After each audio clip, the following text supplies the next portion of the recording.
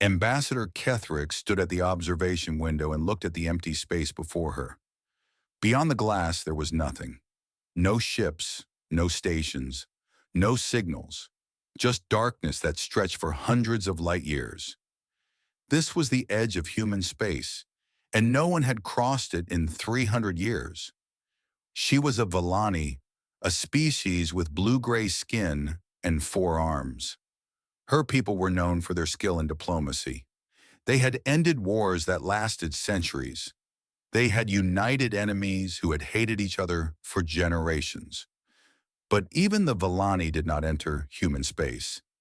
Kethrix had been assigned to the human observation station 6 months ago. It was a massive structure that floated at the very edge of the boundary. Her job was simple: watch the humans and report anything unusual. In 6 months, she had seen nothing. The humans stayed on their side. The rest of the galaxy stayed on theirs. Everyone was happy with this arrangement. Everyone except Kethrix. She was young and ambitious. She wanted to understand things. She wanted to know why the entire galaxy feared one small species. Humans had only been in space for a few centuries. They controlled just 47 star systems. The Vellani hegemony alone controlled over 2,000. Yet every species in the Galactic Concordat agreed on one thing: stay away from the humans. She had tried to find answers in the historical records, but there was almost nothing. 300 years ago, humanity made first contact with the Concordat. There were records of meetings and trade agreements. Then suddenly, everything stopped. The Concordat voted to quarantine human space. The vote was unanimous. Every single species agreed. The reasons were sealed at the highest classification level. Kethrix had asked her superiors for access to these records. They refused. She asked again. They told her to stop asking. One senior official looked at her with something close to pity and said, "Some knowledge is not worth having." She tried a different approach. She looked for people who had been alive during first contact. Most were dead. Those who remained refused to speak about it. One old Vellani diplomat, when she mentioned the humans, began to shake so badly that his attendants had to sedate him. Then she found out about her predecessor. Ambassador Thelen had held her position for just 2 years before requesting a transfer. But he had not simply transferred. He had requested complete memory erasure, a procedure that was only used in cases of severe psychological trauma. He now lived as a farmer on a quiet world, growing vegetables and living a simple life. He had no memory of his time at the station. But according to medical reports, he still screamed in his sleep. What could possibly be so terrible? Kethrix was still thinking about this question when the alarm sounded. She rushed to the command center. The station's captain, a Marath with gray scales and tired eyes, met her at the door. "We have a situation," the captain said. "A Vellani cargo ship was caught in a stellar storm near the boundary. They were blown off course. They crashed on a human colony world." Kethrix felt her blood turn cold. "How many aboard?" 17. All survived the crash according to their emergency beacon. But the beacon stopped transmitting an hour ago. Stopped? Why? The captain did not answer. He did not need to. They both knew what it might mean. For 3 days, the Concordat debated what to do. Some argued for sending a fleet to rescue the survivors. Others said that breaking the quarantine could start a war. A few suggested that 17 lives were an acceptable loss. Kethrix listened to these debates with growing anger. These were her people. They had families waiting for them, children who wondered where their parents were, and the Concordat was discussing whether to abandon them. On the 4th day, she made her decision. She requested permission to lead a diplomatic mission into human space. A small ship, a small crew, just enough to retrieve the survivors and leave. To her surprise, her superiors agreed immediately. There was no argument, no debate. The paperwork was processed in hours. It was only later, as she prepared her ship for departure, that she realized why they had agreed so quickly. She was young. She was curious. She asked too many questions. If she disappeared into human space, It would solve many problems for them. She was expendable. Ketherick stood at the airlock of her ship, looking at the crew she had assembled. 3 Valani officers who had volunteered without knowing the full danger. A Marath pilot who owed her a favor.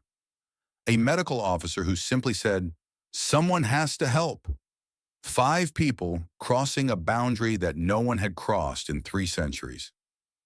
"Last chance to change your minds," she said. No one moved. She nodded and boarded the ship. The engines powered up. The station's controllers gave them clearance with voices that sounded like they were saying goodbye forever. The ship moved forward, toward the boundary, toward the darkness, toward the space that every species in the galaxy had agreed to fear. Behind them, the observation station grew smaller and smaller until it vanished. Ahead, human space waited in silence, and somewhere on a world called Patience, 17 Valani survivors waited to learn if anyone would come for them, not knowing that their rescue would reveal a truth that the galaxy had spent 300 years trying to forget. The moment they crossed the boundary, every sensor on the ship went dark. Screens that had shown detailed information about space now showed nothing. Navigation systems that could track a ship across 1,000 light-years suddenly forgot how to work. It was as if the technology had decided to stop paying attention. "What happened?" Ketherick asked. The pilot checked his controls with shaking hands. "Everything still works. The engines, the life support, the communications, but the sensors just stopped. They are not broken. They are ignoring us." This was impossible. Sensors did not choose what to see, but Ketherick had learned that many impossible things seem to happen near humans. They flew blind for 2 days, following the last known coordinates of the crashed ship. The pilot used old methods, watching the stars through windows instead of trusting machines. Finally, they found the planet Patience. It was a beautiful world. Green fields stretched to the horizon. Small towns sat between forests and rivers.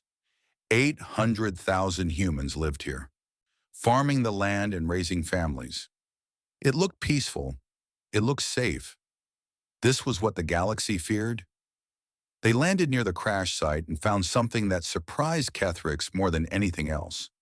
The survivors were alive and well. They were sitting in a human medical facility, eating human food, playing human games. A woman was teaching one of them to play cards. Children had brought them flowers. When Ketherick entered the building, a human man with gray hair and kind eyes greeted her with a bow. "Ambassador," he said, "we have been expecting you. I am Mayor Thomas Chen. Your people are safe. Please come in. You must be tired from your journey." Ketherick did not know what to say. She had prepared for many things: hostility, threats, demands. She had not prepared for kindness. The survivors confirmed everything. The humans had found them after the crash. They had treated their wounds. They had given them food and warm beds. No one had threatened them. No one had asked for anything in return. "They have been wonderful," said Captain Venn, the senior survivor. "Truly wonderful. I do not understand why the Concordat fears them." Neither did Ketherick. For a moment she wondered if the entire quarantine had been a mistake. Perhaps it was just fear of the unknown. Perhaps the Concordat had overreacted to some minor incident centuries ago, and everyone had been too afraid to question it since. But then she started noticing things. Every human smiled at her, but the smiles never quite reached their eyes. They spoke in calm, friendly voices, but their hands never stopped moving. Small movements, checking doors, watching windows, tracking every person in the room. A farmer walked past with a tool for cutting crops. The way he held it, the way his fingers rested on the handle, it was not the grip of a farmer. It was the grip of a soldier holding a weapon. Children played in the streets like children everywhere. But when a stranger walked by, they did not run or hide or stare with curiosity. They watched with perfect stillness, like small animals waiting to see if something was a threat. That night, Ketherick could not sleep. She lay in the bed the humans had given her, and tried to understand what she was seeing. These people were kind. They were helpful. They were also ready to kill everyone in the room at a moment's notice. At midnight, she woke to find she was not alone. Mayor Chen sat in a chair by the window, watching her. She did not know how long he had been there. She had not heard him enter. The door had been locked. "I am sorry to disturb you," he said. His voice was soft. "I came to tell you that we have sent word to Earth. Someone is coming to meet you, someone who can explain things better than I can." Kethrix sat up slowly, trying to control her fear. "Explain what?" The mayor looked out the window at the peaceful town, at the fields silver in the moonlight, at the stars above. "We are not what you are afraid of," he said. "We are what is left." Before she could ask what he meant, he was gone. The door was still locked. She checked 3 times to make sure. Sleep did not come again that night. 2 days later, a ship arrived from Earth. It was not a diplomatic vessel. It was a warship, old and scarred. Burns covered its hull, but they did not match any weapon Kethrix knew. Some of the marks looked like they had been made by claws the size of buildings. A woman walked down the ramp. She was old, with white hair and a face full of lines, but her eyes were young, sharp, and terribly sad. She wore a uniform that no one had worn in 300 years. "Ambassador Kethrix," she said, "I am Admiral Sarah Chen, but most call me the last admiral. I have something to show you, something your Concordat has tried very hard to forget." She held up a small crystal that glowed with stored data. "This is the true history of first contact. Watch it carefully, and then you will understand why no one enters human space and why it should stay that way." Kethrix took the crystal with trembling hands. Around her, the people of patience continued their peaceful lives, smiling their not-quite-right smiles, watching everything with eyes that had seen too much. She was about to learn what they had seen. The last admiral led Kethrix to a small room in the town hall. A screen covered one wall. The crystal contained thousands of hours of recordings, but the admiral had selected only the most important parts. "Watch," she said, "and try to understand that what you are about to see was done by desperate people who had no other choice." The screen lit up with images from 300 years ago. First contact had been wonderful.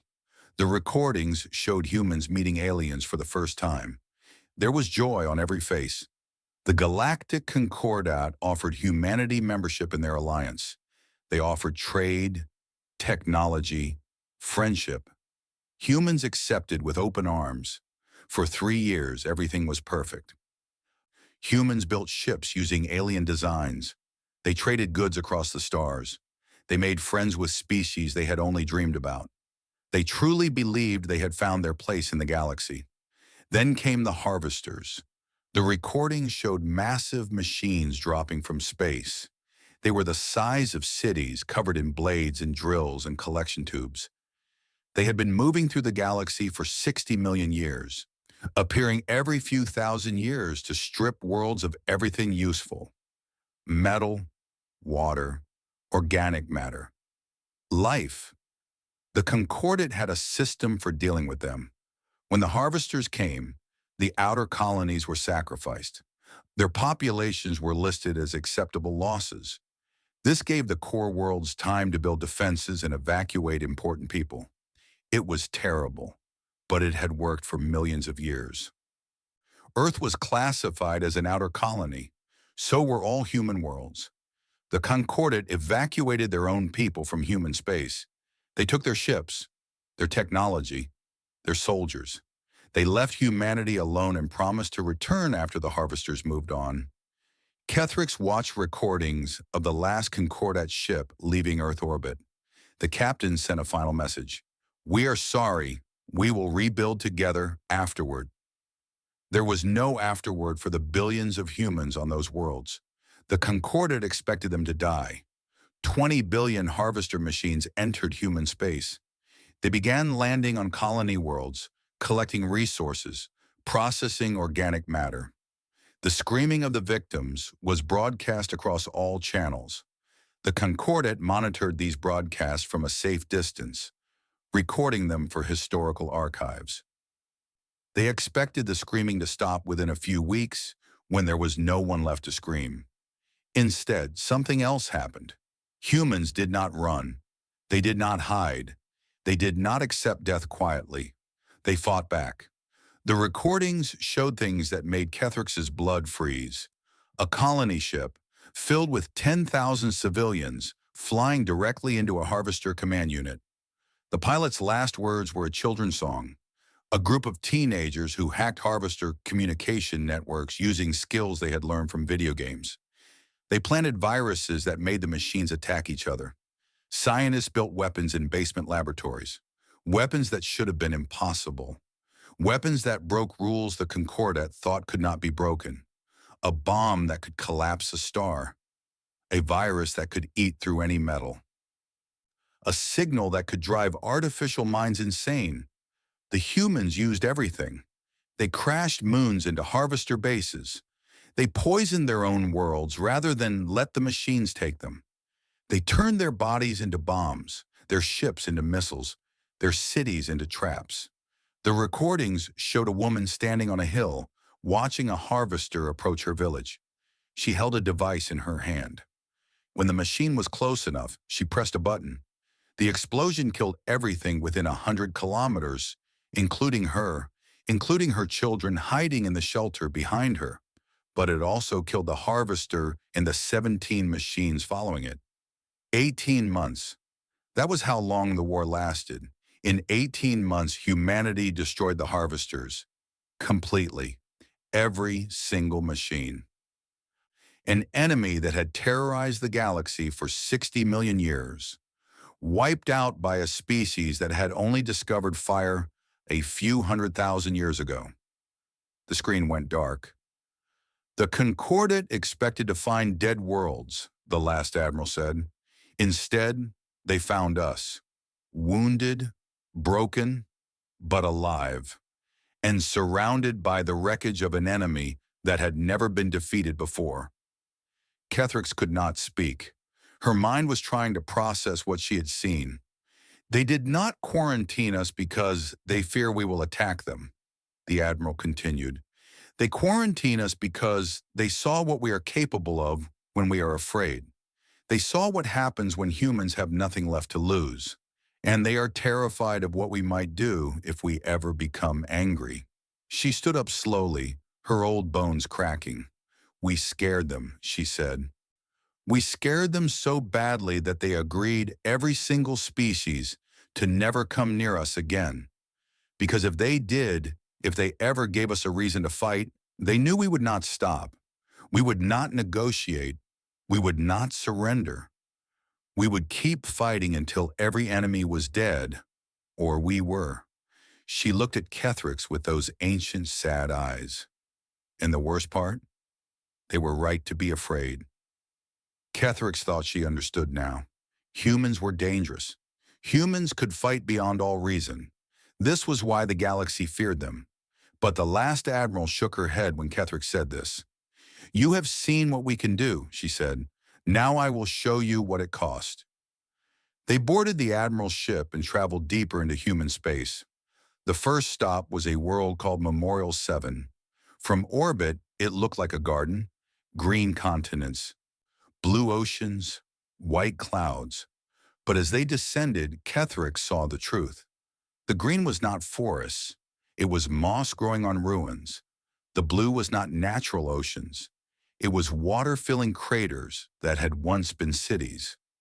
12 billion people lived here, the admiral said. During the war, a harvester fleet used this world as a staging base. We could not fight them directly. We were losing. She pointed to a massive scar across one continent, a wound in the earth that stretched for thousands of kilometers. So we dropped a moon on them.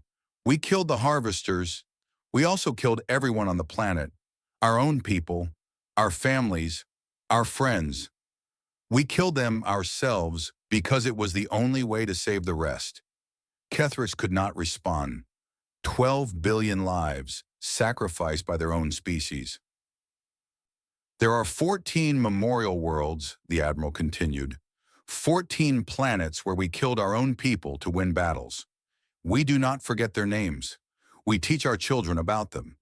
Every year on the anniversary of each destruction, our entire species stops everything to remember what we did. They left Memorial 7 and traveled to a station hidden in an asteroid field. The Admiral called it the Quiet Vaults.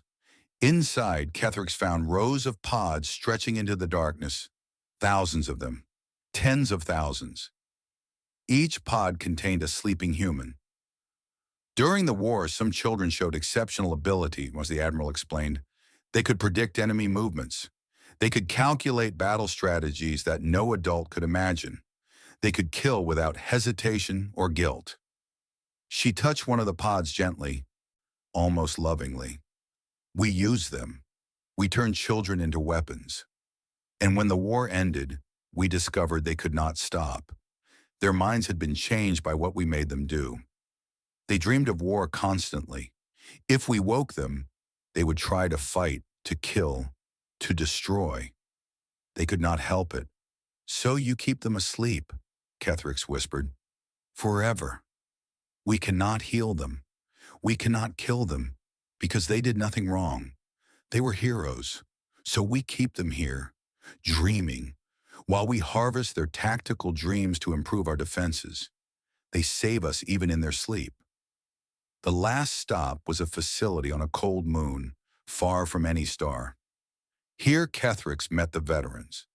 They had been soldiers once, normal humans who had volunteered to be enhanced during the war. Now they were something else. Some had no organic parts left. Some could no longer eat or sleep. Some had forgotten what happiness felt like because the emotion had been removed to make them better fighters.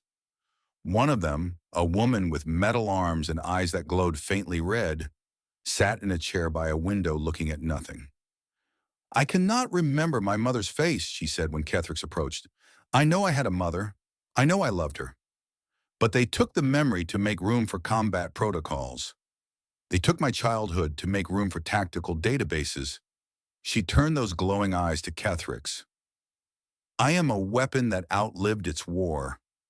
I have no purpose anymore. But I cannot die because my body will not let me. It keeps fighting to survive even when there is nothing left to fight for. Kethrix was crying now. She did not know when she had started. The last admiral led her back to the ship. You asked why we do not tell the galaxy the truth, the admiral said. This is why. The truth would not make them less afraid. It would make them afraid enough to try to destroy us. And then we would have to become what they fear all over again. She sat down heavily. For the first time, she looked truly old. I have lived for 300 years. My consciousness has been moved through 17 clone bodies. I cannot die because I am the only one who remembers where all the doomsday weapons are hidden. If I die, someone might find them who should not. She looked at Kethrix with eyes that had seen too much. We won the war, but we did not survive it. The species that exists now, we are a monument. We are a warning written in living flesh. We smile and plant gardens and raise children to be kind because it is all we can do to prove to ourselves that we are still human. Kethrix thought of the people of patience, their not quite right smiles, their constant watchfulness, their readiness for violence hiding under friendly faces. Now she understood. They were not pretending to be peaceful while hiding their true nature. They were desperately trying to be peaceful, fighting every day against what the war had made them. They were afraid of themselves. And that was the most terrifying thing of all. The journey back to the boundary was quiet. The Villani survivors slept in the medical bay, happy to be going home. They had seen nothing of the memorial worlds or the quiet vaults. They would return to the Concordat with stories of kind humans who gave them flowers and played card games. Kethrix wished she could forget as easily. She stood at the observation window as they approached the boundary. Behind her, human space stretched out in silence. 47 star systems filled with people who smiled and farmed and raised children, and who carried the weight of 60 billion dead inside their hearts. The last admiral had given her a choice before she left. Tell the truth. Let the galaxy know what really happened. Or stay silent and let the quarantine continue. The fear keeps them safe, the admiral had said. They think we are monsters, so they stay away. If they knew we were just people, broken people trying to heal, they might think we are weak. They might try to take advantage. And then, she had not finished the sentence. She did not need to. Kethrix crossed the boundary and felt the sensors come back to life. The familiar hum of technology filled the ship. She was back in known space, back in the Concordat, back where things made sense. She delivered her report to the council 3 days later. The survivors were safe. The humans had been cooperative. She recommended continued quarantine. She said nothing about what she had learned. The council accepted her report without question. They were happy to have the problem solved. They were happy to forget about human space for another century or two. But Kethrix was not finished. She requested a private audience with the ruling council. When they gathered, expecting routine business, she played them a recording the last admiral had given her. It was not a recording of war or weapons or destruction. It was a recording of a human nursery, children playing with toys, laughing at simple games, learning to share, to take turns, to solve problems with words instead of fists. The council watched in confusion. "You see monsters," Kethrix said when the recording ended. "You look at human space and see a threat that must be contained. But what I saw was a species that chose to become monsters to protect their children. And then, when the threat was gone, they chose to put the monster away." She stood before them, this young ambassador who had seen things that would haunt her forever. They built schools instead of warships. They planted gardens on graveyard worlds. They hold their capacity for violence, like a person holding a live explosive, carefully, always aware of what it could do, desperately hoping never to use it again. The council dismissed her words. They called her compromised. They said she had been manipulated by human propaganda. But they had other problems now. A week later, they sent a message to human space. A new threat had appeared on the edge of the galaxy, something worse than the harvesters. The Concordat was asking very politely if humanity would consider rejoining galactic civilization. They were, after all, so very good at solving problems. The human response arrived 1 day later. It was not a private message. It was broadcast across every frequency to every world in the Concordat. Every being in the galaxy heard it at the same moment. "We remember what you did. We remember what we became. If you want our help, come and ask us yourselves, in person, unarmed, as equals. And pray that we have become better than we once were, because the alternative is becoming what we need to be again." The message ended. The galaxy fell silent. For 3 days, the Concordat debated what to do. Sending diplomats into human space, unarmed, seemed like suicide. But the new threat was growing. They needed human help. In the end, no one volunteered to go. The boundary remained closed. The new threat grew. The Concordat began making plans for sacrifice worlds and acceptable losses. The same plans they had used for millions of years. And in human space, life continued. On Patience, the farmer's daughter whose watching eyes had disturbed Kethrix, went back to tending her crops. She was 12 years old. She had never seen war. But she trained every morning in combat forms that her grandmother had taught her. And she kept a weapon under her bed that could kill 100 enemies before they knew she was there. She hummed a lullaby as she worked. Her grandmother had taught her that too. It was an old song from Earth, written after the war by a soldier who could not forgive himself. A song about a monster who learned to love. The sun set over golden fields. The stars came out, cold and distant. Somewhere out there, A threat was growing that would eventually come for humanity. They all knew this. They had always known. But for now there was peace. The humans went about their lives. They laughed with friends. They loved their families. They raised their children to be kind, to be gentle, to solve problems with words. And in orbit, defense satellites older than the Concordate tracked every ship within 100 light years. Weapons that could crack planets charged slowly in the silence. Billions of humans slept peacefully, knowing that if anything threatened them, they would wake and do whatever was necessary. Whatever was necessary. The galaxy watched the boundary and did not cross. This was wise, because somewhere in the darkness of human space, the monster waited. It was patient. It was kind. It hoped it would never be needed again. But if it was needed, it would answer, and the galaxy would learn once more why it should fear humanity.